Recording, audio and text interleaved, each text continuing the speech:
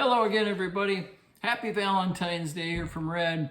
I've got the day to myself as my wife went down to the Twin Cities to visit my daughter and go wedding dress shopping.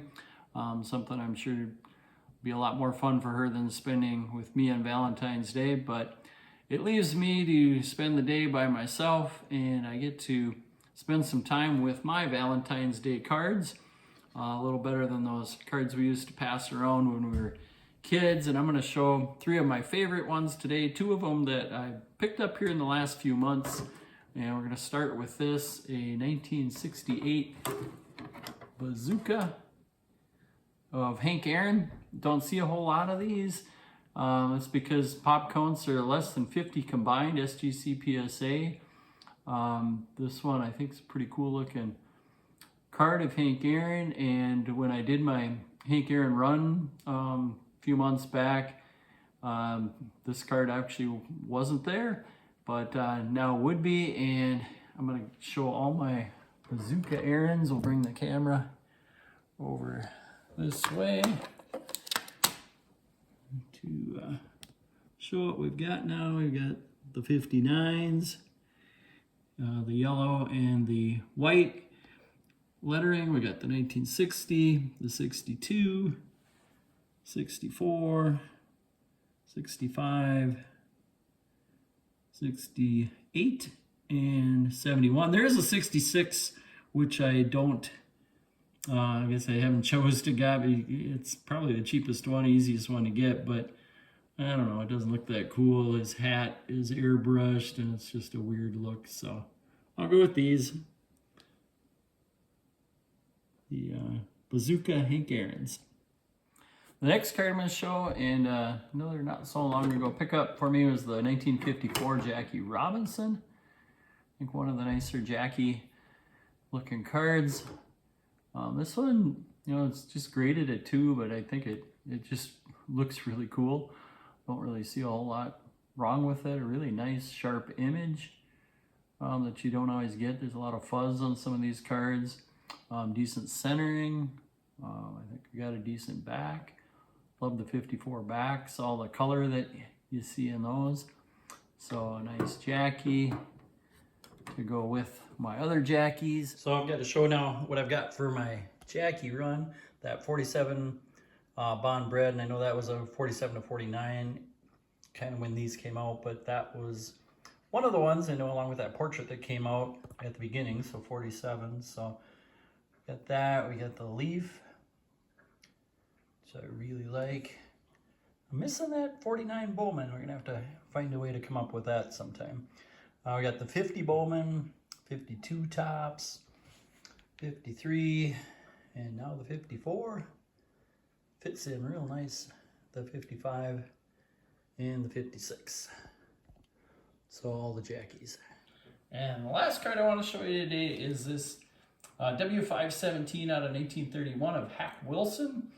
Haven't shown a Hack card before, but there are not a lot of Hack Wilson cards. This one, these W517s, there's less than 80 total pop count between SGC PSA of Hack Wilson. I think it's a pretty attractive looking card. I always like that pose of him reaching out for a ball. He's a guy at 5'6", 195 pounds that is reminiscent of a guy we called No Neck, Walt Williams, same body type.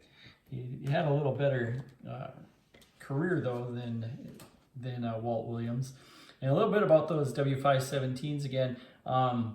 Rick and John had a real good segment on them, talking about them quite a few episodes back, and something I learned that some of these cards, the Hack Wilson is not one of them. This is just a blank back, but these were strip cards that you bought some candy. The clerk would cut off one of these cards and give it to you, and then some of them would have, like this one that I've got of High Pockets Kelly, a little strip, either a green or pink strip on the back, and then if you had that, you could get like a bigger piece of candy or some little extra thing. The Hack doesn't have that, so Hack's just a regular card. But a little bit about Hack. He's kind of a, let's say, a questionable Hall of Famer.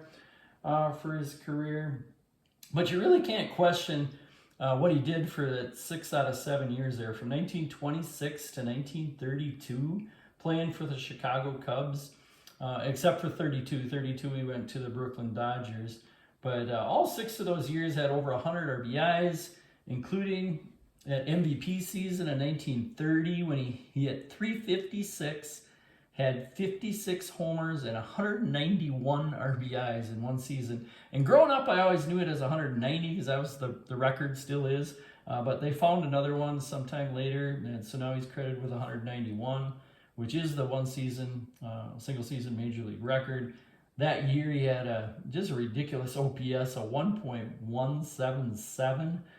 It was a hitter-friendly era, so his WAR was not really just, but 7.4. And the year before that, he was pretty good too. He actually, I think, set the National League RBI record that year before with 159 when he hit 345, 39 homers. And the Cubs went to the World Series that year. They lost to the Philadelphia Athletics, Connie Mack's team. And in that World Series, he hit like 471. So had a really good World Series. He was a little strikeout prone. He led the league in strikeouts 5 out of those 6 really good seasons, but didn't really matter just because he was so good. But the rest of his career, not a whole lot. He really only had one other decent season. That was his rookie year, 1924. He came up with the New York Giants, and they were in the World Series that year. That was the year they lost to the Washington Senators, and the Senators finally got there, and just a great World Series. Walter Johnson wins Game 7. Career numbers for Hack, 307 average, just 1,461 hits, so 244 homers. Although you think of those 244 homers, as not being a ton, but at the time he was only the 4th guy over 200 career home runs, and that home run record for a 5'6" player actually held until just last season when this guy Jose Altuve passed him. So that thing lasted for almost 100 years of being the I guess 5'6" and under home run king of all time. They said his career probably would have been a little better, but it ended early due to excessive drinking and fighting. He'd jump into the stands sometimes and fight other players. Shirley Povich once wrote this about him: he was built like a beer keg and not unfamiliar with its contents. So, Hack Wilson. So I'll get back in here to show the 3 featured cards of the day again.